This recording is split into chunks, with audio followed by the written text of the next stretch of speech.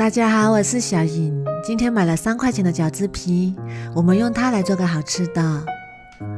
首先准备3块钱的饺子皮，先切成1厘米左右的长条，然后转过来，再切成1厘米左右的小方块。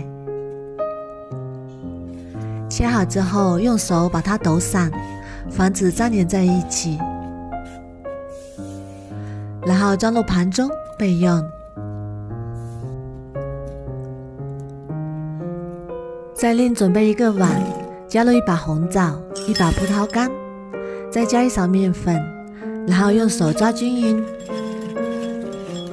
让每一颗红枣和葡萄干都裹上1层面粉，再倒入清水清洗干净。因为葡萄干和红枣的表面都有非常多的褶皱，加入面粉清洗能有效的吸附表面的灰尘和杂质。然后用清水多洗几遍，清洗干净，再控干水分，装入碗中。再准备1把剪刀，把红枣剪成小块，再把红枣核去掉。再加入1把蔓越莓干，1把熟花生米，先放一旁备用。然后锅中多放点油，开大火把油烧热，扔1块饺子皮下去，能迅速的漂浮起来，说明油温已经够了。然后把所有的饺子皮1把1把加进来，全程开大火炸，炸至饺子皮全部飘上来，全程需要5分钟左右，炸至表面微微花黄，像这样就可以啦。然后用漏勺把它捞出来控油，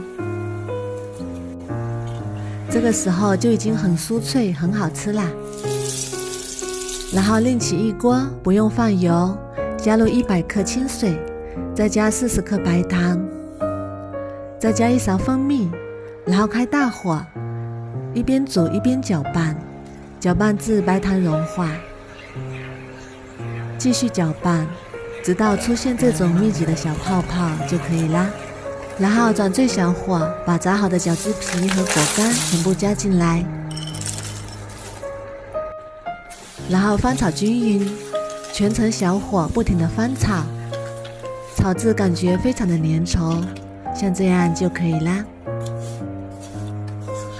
再准备一个模具，铺上油脂，撒上熟芝麻，然后把炒好的饺子皮全部倒进来，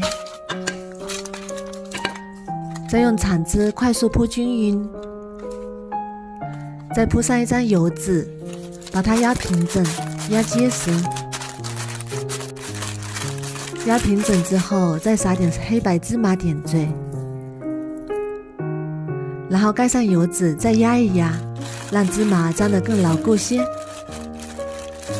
然后常温放凉，放置半个小时左右就可以啦。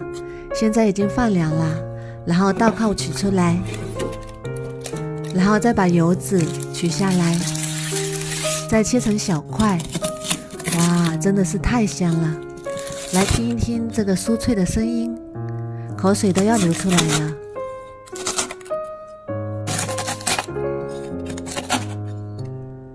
非常好吃的饺子皮沙琪玛就做好啦，它的口感非常的酥脆，酥脆中还伴着酸酸甜甜的果干，吃起来香而不腻。